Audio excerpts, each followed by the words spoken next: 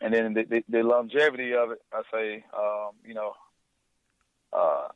you got the oldest players in the NFL right now. There's maybe like 4 or 5 of them that are over 40 years old. I think the top 3 or 4 are definitely kickers, punters, and not any snappers. But snappers can play for a while too. But you got Adam Vinatieri.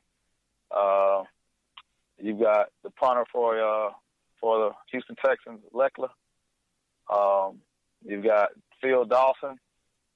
You got Matt Bryant. All those guys are 40-something years old.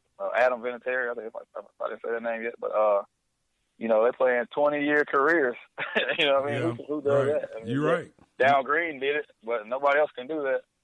And so it's just a way to play a game that people love and have fun, but at the same time, don't have to risk as much concussions and, head banging and injuries. You know what I mean? So that's one of the benefits that I tell the parents. And for the kids, it's harder to get the kids to do it. It's tough because they don't really see that many. I mean, you don't see on a commercial, you don't see a kicker or punter on a commercial. So like, why I want to be that guy? I don't see him on a commercial. But, we were saying with soccer players, I think Atlanta United, they had 3 goalies on the roster. 2 of the goalies, I think, make $65,000. They just so happen to have the best goalie, I think, in the United States right now. So he might make a little bit more money, but most guys are only making a 5-figure salary. I have a kid that I trained. He made it to the Saints. Will Lutz from Georgia State. Will played last year, made at least $425,000 rookie minimum. Yeah, big difference. You know what I mean? So this year he's making about $500. I think maybe over $500,000. You know what I mean? So no, I'm like, so that's definitely an incentive. Yeah, well, I was about to say, you mentioned that you have these guys that you train. So tell us about the kicking academy. Well, I've been at it for a while now. We're starting to pick up a little bit of steam. It is for mainly my clients are middle school to professional. Majority of them are high school kids. I train guys all over the state of Georgia, a few guys outside of Georgia. And we pretty much focus on the fundamentals of kicking, punting, and snapping. Just trying to get them exposed to knowing how to do it. And then after that, we focus on the recruiting side as well, just trying to help get them placed in different colleges and universities. I'm always in contact with different schools, asking them what their needs are for the upcoming classes. Just trying to see, if they are looking, or if I have anybody that I train that I can try to help place. I get a lot of phone calls from parents that just say, my son doesn't have a coach. He's at practice all day on the field by himself, just kicking and punting, and then they call him over to kick, and nobody knows what they're talking about. So can you please work with him, or can he come to a camp? So it's been a good experience for me, especially now. Some of the kids that I've trained are older, and they've done well. If they didn't go. Will Lutz was the first guy that I actually had that went pro that I actually knew from like 9th grade. But a few other guys, they're doing well. They didn't go pro, but they had good college careers, and then now they're in their fields working and doing well. So that's a good incentive. And a lot of those guys went to college on scholarships, no student loans.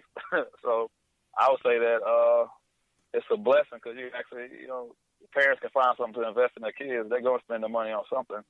Why not do it with something that could, change their life in a roundabout way, And so that's some of my motivation to do the camps. So we just try to provide the best we can to our ability that each person can teach themselves. You know what I mean? So because out of any position in football, the number one position that does not have a coach is kickers, punters, and snappers. So those guys have to know how to coach themselves to be successful, and that's the thing. Even we even work with coaches sometimes, just trying to educate them on how do you handle your players. Like a lot of them just don't know how to handle it. You know what I mean? So they just say, hey, what do I do? What should I be doing with him? What should he be doing during practice? So we do a lot of consulting as well as training. we'll do camps during the summer and throughout the year. And we'll do 2 competitions during the year where we actually have rankings. So we just started doing rankings this past year for really mainly for the kids to get them incentive to work hard and also to help get them recruited by colleges. Now, you mentioned something. You said that it gets you a scholarship, gets you a degree, and you have no student loan debt. All right. Now, with that being said, and this is the HBCU Report, Rob Calloway on the line right now with Cedric Oglesby, a South Carolina State University alum, former NFL kicker, now the head of the Cedric Oglesby Kicking Academy. There's been a lot of brouhaha, a lot of noise being made about, the need to pay collegiate athletes, okay? Now, my thing always is, and I get into arguments with people all the time, men and women, my argument with them is that there's a trade-off. When you sign a contract, when you sign that scholarship, you enter a partnership with the NCAA and the institution that you're going to. Correct. Am I correct? That's correct. Right. You enter a partnership, and the partnership says that we will pay for you to get an education that more than likely your folks cannot pay out of their pockets for you to go to this university. We're going to pay for this in exchange for you playing football. So is that not players being paid? It is. I mean, because that's tuition that you did not pay. So in other words, they spent money on you. Absolutely. Absolutely. So when you hear, because I know you hear people talk about this. I mean, you're a former, professional player. You've heard this, and collegiate player. What are your overall thoughts about this? I mean, is this something that should be looked further into, or do you feel like I do, like the scholarship and the degree? I mean, that is the payment. Right. I mean, it all depends on. Only thing that I would say that I would probably be more complaining about is if the facilities are not up to par and you're not taking care of the kids like you should. If all you're doing is just providing books, a dorm, and going to class, I mean, that's good. But a lot of those kids, they're dependent on that program to support them. So, I mean, hey, I went to HBCU, and keep it real, I just have, with HBCUs, we have some different stories to tell sometimes. Absolutely. Compared to my other friends I talk to. So, I know I can go down the list on a couple things I had to go through, but so in that case, you know what I mean, it was great that we had a scholarship, but at the same time, financially for some of the guys, it was a struggle, you know what I mean? So in that case, I don't know what you expect the guy to do. I mean, I just know I don't think you should restrict the player in certain cases. If he's doing something and he's working hard at it, now what they try to say is, the player's using the school's name to make the money. Well, I mean, if you're using the school's name to make the money, or you're taking advantage of the opportunity to be an athlete at that school to make the money, I mean, that's where the fine line is drawn at. I don't know if I'm sure you heard the story with Donald Delahaye down at the University of Central Florida, right, kicker. I know him. I spoke with him on the phone about it before he actually decided not to return. I just wanted to see what he was thinking. What are you doing? And he just explained to me what his thought process was and what they were telling him. I mean, he made the decision to give it up, which a lot of people would not do, and I guess think he's crazy. But I mean, he crossed the line on a couple things that he might have done, but in most of his work, he was just doing what everybody does, just posting things on media, and then people. I mean, everybody has social media and wants somebody to follow them or post a picture. So it's like common things that everybody does they couldn't do, you know what I mean? And then they wanted him to not get paid at all and give all the money back that he had made. And that's tough, you know what I mean, just for somebody who if you have needs at home and you just have that ability to get some money or make some money, it's kind of tough in that situation.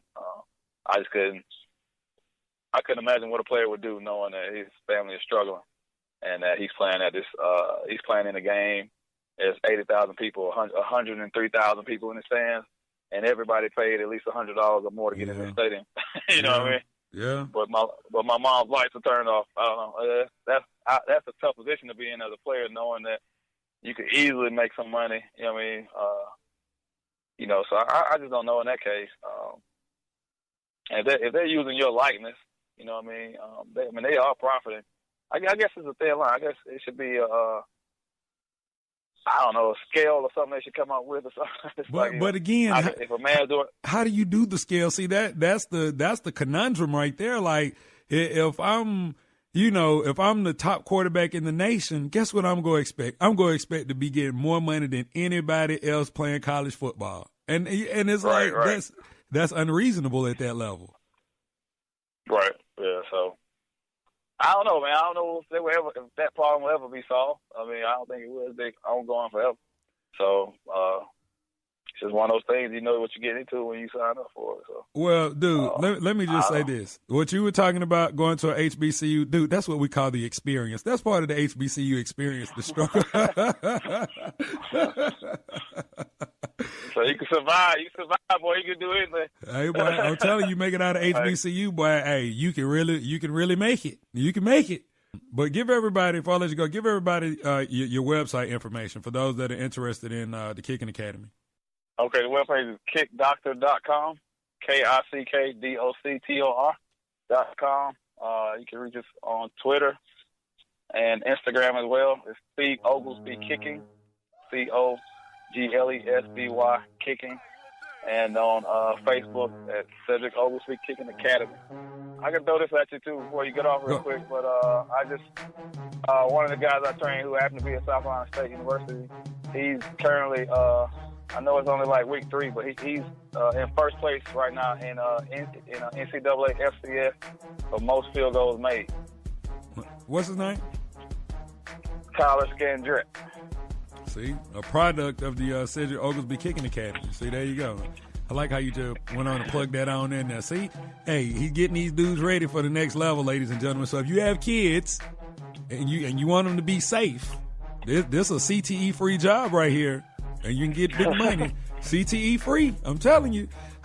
Check him out, Cedric Oglesby Kicking Academy. Ced, thank you so much for joining us on the show. Appreciate you. Thank you very much. The HBCU experience lives here. The HBCU Report with Rob Calloway. We'll be right back. Hey, what's up, everybody? I'm Jason Derulo. I love that music connects to people all over the country. But unfortunately, so does something else. Childhood hunger. Join me in the fight against hunger in America. For more information on what you can do to get involved, visit feedingamerica.org. That's feedingamerica.org. Together we can solve hunger. Together, we're Feeding America. A message from Feeding America and the Ad Council. We're talking Morehouse football on the HBCU Report with Rob Calloway.